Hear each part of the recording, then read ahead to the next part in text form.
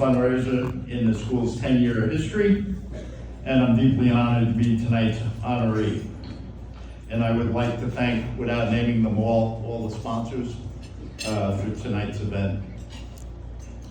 I'd also like to give a shout out to a few people that have joined us this evening. First of all, my KBW family, especially Tom and Andy Senchak. Senchak, I see, has arrived. And Tom, Andy, and I were basically the three individuals that were left from the board of directors to rebuild KBW after the attacks of 9/11.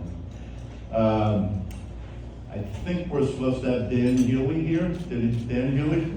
Dan Healy. Dan got elected to the board of KBW in 2006.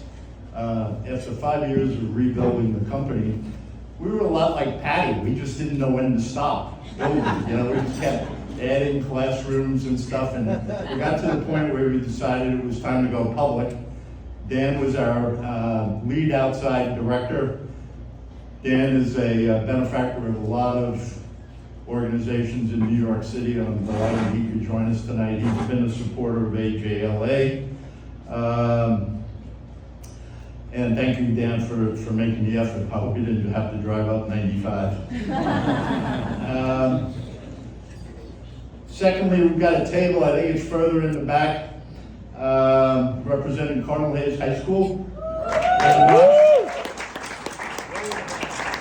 We've got Dr. Mike McCary, who's the president of Cardinal Hayes, and we've got William Lester, who's the principal, here tonight, and they want to compare inner-city education methods between what we're doing here in Bridgeport and what they were doing in the boogie down Bronx. So I graduated from Cardinal Hayes in 1967, and I currently serve as the school's board of trustees. I got to take that job when McGrath stepped up and took over AJLA. Next I got my two beloved cousins, Loretta Murphy and Monica Ferguson. At their table and their families. Both Loretta and Monica are nurses or more advanced degrees than that. And by happenstance, they both work in the Bridgeport community. So Monica is actually read at the school. No push from me. She found it on her own and has been a reader, and I'm delighted their families could be here with me tonight.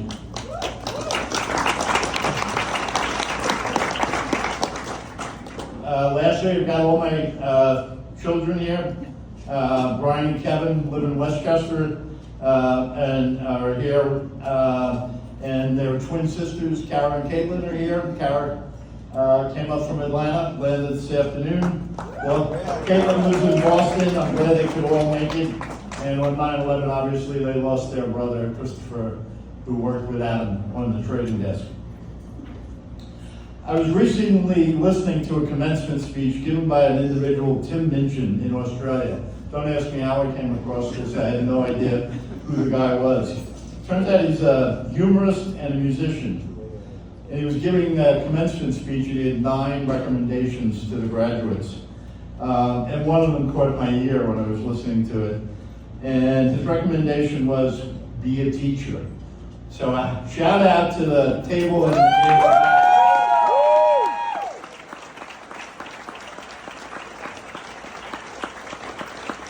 And the best part was, he said, even if you're not going to be a teacher, be a teacher.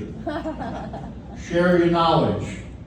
And maybe not the most profound, statement, but it registered with me. And, teachers, that's a profession, but we can all be teachers, or we can support the effort. They say as you get older, your relationships define the person. And I feel today that 2 of my strongest relationships, first is with AJLA Academy, and the second was with Cardinal Hayes. I never aspired to be a teacher, but over the years, I learned how important education can be, especially to the economically disadvantaged. One of my other relationships is obviously KBW. I had a 40-year career there.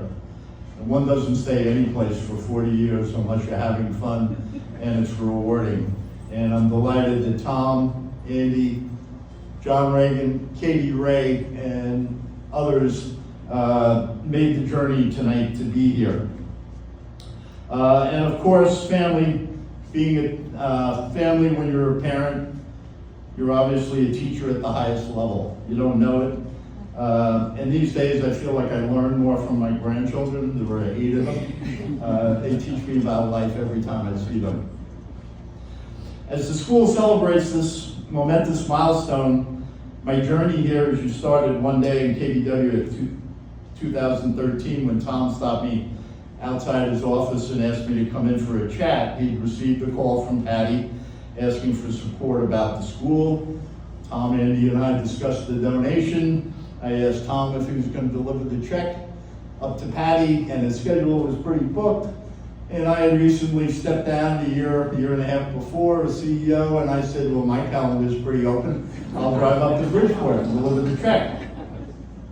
Part-time, check courier service. Well, Adam never reported to me. He was always in sales and trading, and I was on the banking side. We eventually discovered we had both grown up in the Bronx.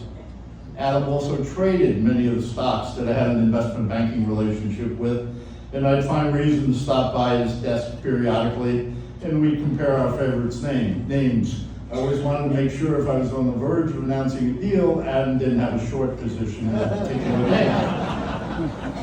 Didn't give him any, inside information, but we didn't need a loss on Adam's P&L. So I was delighted I got the job to deliver the check to Patty. Checked out the playground, which was basically the house's driveway. Spacious is not a word to be confused with the playground at 246 Lenox. But as I was leaving, Patty asked me for a favor. She described the constituency of the prospective board members for the school and explained she really didn't have a financial person on the board, which is never a good idea. Ask Dan Healy, CPA, chair of our board committee, you need one finance person. So she asked me if I would help.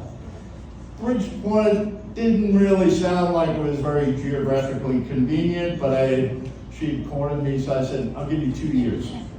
Let's find somebody in the 2-year period. When my 2-year period was up, I was all in. After all, I have a deep love of education. I'd served 9 years on a college board. I'd served on the U.S. board of a foreign graduate business school. I'd served on the board of an international program for a U.S. graduate business school. I served, since it's been in existence, the board of my high school in the Bronx. I served on the board of my daughter's high school. But I'd never served on a pre-K board. In fact, I never attended pre-K. I don't think we had pre-K in the 1950s. I never even attended kindergarten. But I am passionate about education. Why? It's transformative, as David said. Without the education that was afforded me, I wouldn't be up here tonight speaking to you and receiving this honor. My mother was an Irish immigrant with an 8th grade education. I paid a total of $300 for my education. We lived in a 5-story walk-up. The $300 was grammar school, high school, and college. Patty's dream resonated with me when I was driving back that night from Bridgeport. My mother had always said to me, get an education, they can't take it away from you. I wasn't sure who she meant by they, but she did grow up in Ireland before it was a completely independent country, so education was not available to everybody. She always said to me, get an education, they can't take it away. So, when I started thinking about Patty and the connection to 9/11, I really felt, yeah, why not? I've got more time on my hands than I've had in the last 40 years. I can do this. And Patty's dream continued to evolve. We eventually started talking about expansion. When she asked me what I thought, I said, absolutely. Gotta grow. The debate was horizontal versus vertical. I didn't even know what that meant. And it meant, did we want a bigger pre-K? You know, we had about maybe 25 kids at that point, and we were running out of room in the school. And I said, I think vertical wins. Let's do the kindergarten routine. I had never been in kindergarten. I thought maybe I would pick up a few points. So we decided to go vertical. And as Captain Quigg said in Jaws, we're going to need a bigger boat. So Patty had a dream. I think she had a little James Earl Jones whispering in her head, build it, it will come. It was her school of dreams. Just like that cornfield in Iowa and Field of Dreams, not in Dyersville, Iowa, but Bridgeport, Connecticut. I, nor I think anyone here tonight, could have predicted what Adam J. Lewis School would become in 10 years. It's a beacon of light and hope in a blighted area. Patty and Julie laid the cornerstone. I think when the history of AJLA was written, the early years will be referred to as BM, like BC. We are now in the early years of what will be referred to as AM, like AD. BM means before McGrath, AM means after McGrath.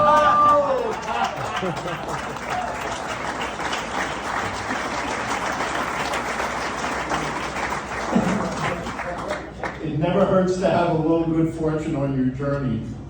Patty's good fortune was meeting Dave around year 4 BM. Dave was dreaming of his own cornfield on the other side of town. Patty impressed Dave, obviously, with what she had started. And Patty and the board decided one big cornfield was a bit better than 2 smaller cornfields. James Earl Jones was making periodic ghost appearances and telling them to build it, they will come. Well, we quickly exited our original facility and mercifully ended my career as a Section 8 landlord of 260 Lennox. Well, we were talking expansion. I had opened my mouth that the house next door was for sale, and Patty thought that'd be great expansion. This was before McGrath. So I bought the house next to AJLA. We had the picture, you know, the bad-looking building on the left. I owned it for 2.5 years. That is my children laughing about their inheritance.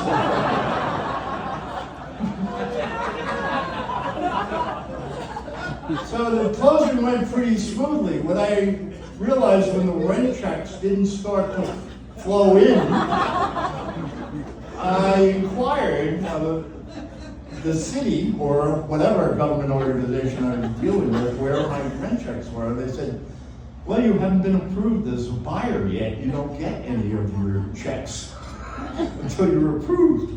The tenant's approved, but I'm not. You gotta be approved as a buyer. So an exercise I kept learning. It was part of my kindergarten. You should have known this, dummy. So anyways, we found the space at 500 State, and we were off to the races. That's an allusion to the Kentucky Derby tomorrow, all right? As we heard earlier, we're not stopping there, and I hope in a few minutes, as we have a paddle raise and fundraiser, you'll help finance the next expansion of AJLA. I love getting involved, and I love being part of an inspirational story, especially when it involves young people. I hope you found our students and children and our story to be inspirational. I hope you will be inspired to help. In Bridgeport, dreams come true due to the existence of AJLA Academy. Thanks for coming tonight, folks.